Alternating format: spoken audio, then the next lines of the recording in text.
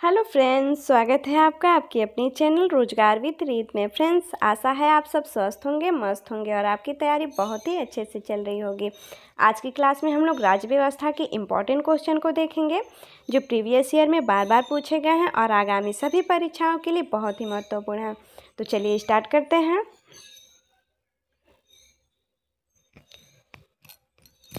संविधान के अनुसार मुख्यमंत्री की नियुक्ति कौन करता है? संविधान के अनुसार मुख्यमंत्री की नियुक्ति राज्यपाल करता है। व्याख्या देख लेते हैं। राज्यपाल विधानसभा में बहुमत प्राप्त पार्टी के नेता को मुख्यमंत्री नियुक्त करता है।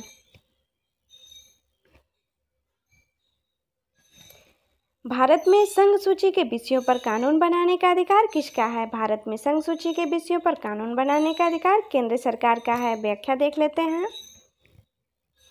संघ सूची के विषय केंद्र सरकार के अंतर्गत आते हैं। भारतीय संविधान का कौन सा भाग राज्य की नीति निर्देशक सिद्धांतों से संबंधित है? भारतीय संविधान का भाग 4 राज्य की नीति निर्देशक सिद्धांतों से संबंधित है।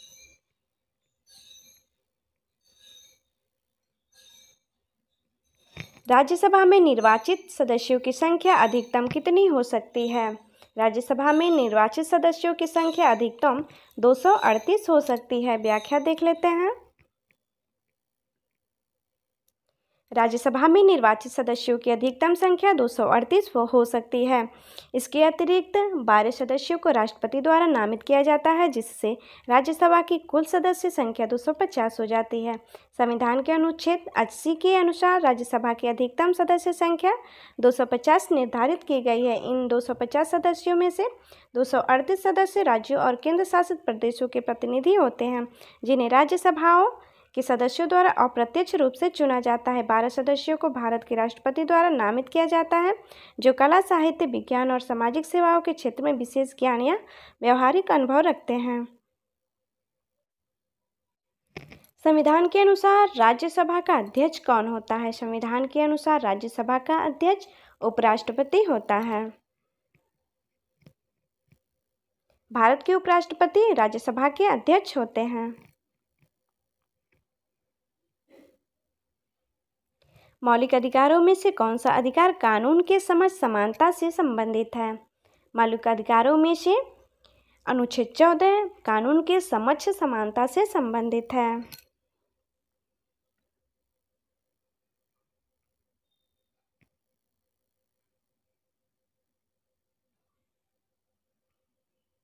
संसद में विधेयक पारित होने के लिए आवश्यक बहुमत क्या होता है? संवैधानिक संशोधन के लिए आवश्यक बहुमत विशेष बहुमत 2/3 होता है।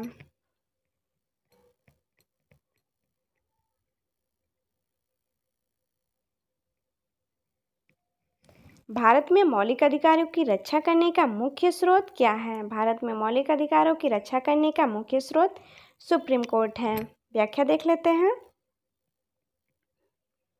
सुप्रीम कोर्ट मौलिक अधिकारों की रक्षा का अंतिम अधिकार रखता है। राष्ट्रीय आपातकाल लागू करने का अधिकार किसके पास है? राष्ट्रीय आपातकाल लागू करने का अधिकार राष्ट्रपति के पास होता है। व्याख्या देख लेते हैं। राष्ट्रपति राष्ट्रीय आपातकाल लागू करता है। संविधान के अनुसार धर्मनिरपेक्षता का अर्थ क्या है? संविधान के अनुसार धर्मनिरपेक्षता का अर्थ राज्य का किसी धर्म से संबंध न होना है।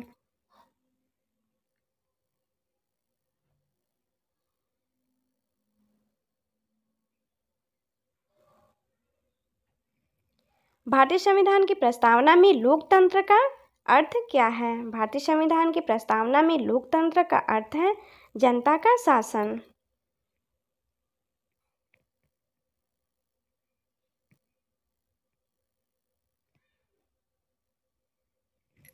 भारत में न्यायपालिका की स्वतंत्रता किस अनुच्छेद में सुरक्षित है? भारत में न्यायपालिका की स्वतंत्रता अनुच्छेद 50 में सुरक्षित है। व्याख्या देख लेते हैं। अनुच्छेद 50 न्यायपालिका को कार्यपालिका से स्वतंत्र रखने का निर्देश देता है।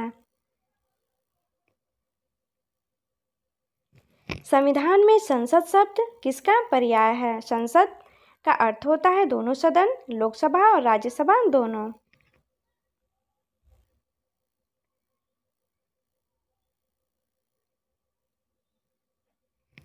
भारतीय संविधान की प्रस्तावना को किसने लिखा था? भारतीय संविधान की प्रस्तावना को पंडित जवाहरलाल नेहरू ने लिखा था।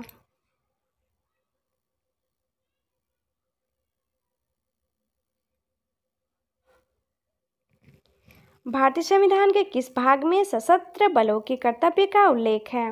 भारतीय संविधान के भाग 4A में सशस्त्र बलों के कर्तव्यों का उल्लेख है। व्याख्या देख लेते हैं।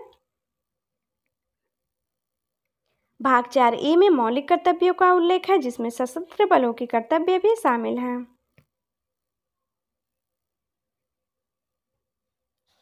संविधान के अनुसार मौलिक अधिकार कितने हैं? संविधान के अनुसार मौलिक अधिकार वर्तमान में 6 हैं।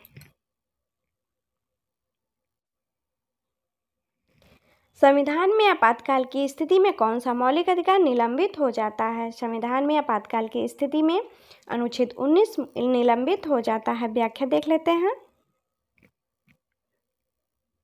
राष्ट्रीय आपातकाल की स्थिति में अनुच्छेद 19 उल्लिखित अधिकार निलंबित हो सकते हैं।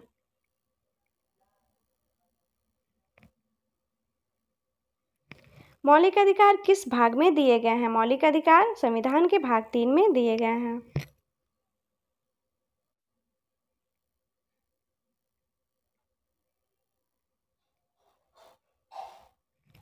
संविधान के अनुसार मुख्य न्यायाधीश की नियुक्ति कौन करता है? मुख्य न्यायाधीश की नियुक्ति राष्ट्रपति करते हैं।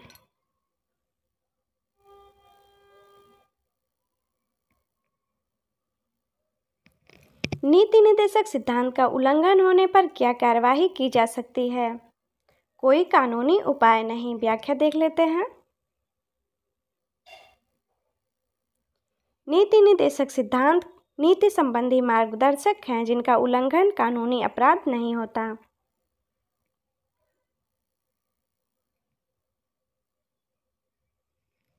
भारत में संविधान संशोधन के लिए मूल संरचना सिद्धांत किसने प्रतिपादित किया? भारत में संविधान संशोधन के लिए मूल संरचना सिद्धांत न्यायमूर्ति के.एस. हेगड़े ने प्रतिपादित किया। व्याख्या देख लेते हैं।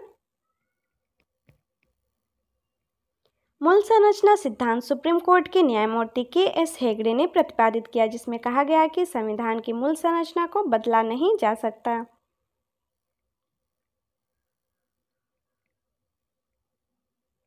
भारत के राष्ट्रपति को किस अनुच्छेद के तहत सैन्य बलों का सर्वोच्च कमांडर बनाया गया है? भारत के राष्ट्रपति को अनुच्छेद 53 के तहत सैन्य बलों का सर्वोच्च कमांडर बनाया गया है।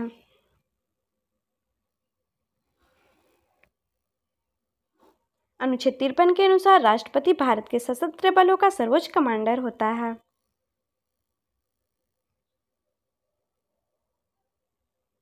भारत के संविधान में किसान को किस अधिकार के अंतर्गत सुरक्षा मिली है?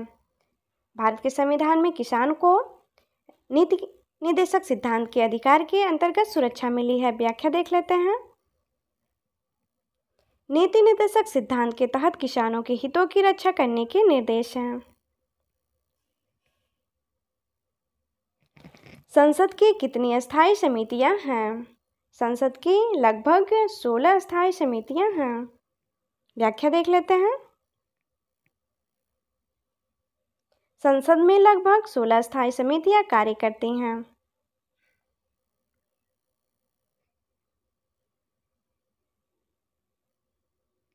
अनुच्छेद 370 को समाप्त करने का अधिकार किसने लिया? अनुच्छेद 370 को समाप्त करने का अधिकार संसद ने लिया। संसद द्वारा अनुच्छेद 370 को हटाया गया है। व्याख्या देख लेते हैं। संसद ने 2019 में विशेष संविधान संशोधन के माध्यम से अनुच्छेद 370 को समाप्त कर दिया। ऐसे ही इम्पोर्टेंट क्वेश्चन आंसर के लिए हमारे चैनल को लाइक करें, सब्सक्राइब करें। मिलते हैं नेक्स्ट वीडियो में। धन्यवाद।